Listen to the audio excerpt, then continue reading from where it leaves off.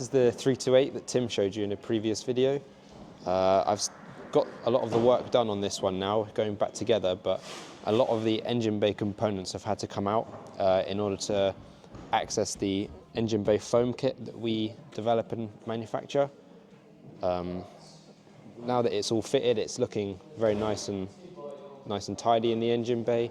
We've also done a lot of other things in here, like the camshaft seals. We've had to remove the cam covers and the camshafts so we can change them. We've also done the valve clearances while we're in there and vapor blasted the cam covers so they look nice and shiny to match the new foam.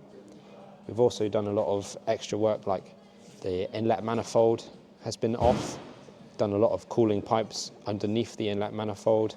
We've also cleaned and tested the fuel injectors, refinished the inlet manifold itself with our wrinkle finish that we can do, cleaning and tidying other bits as I go. Like I said, everything that gets bolted back on gets a little bit of treatment so it all matches and is all nice and tidy with the rest of the engine bay.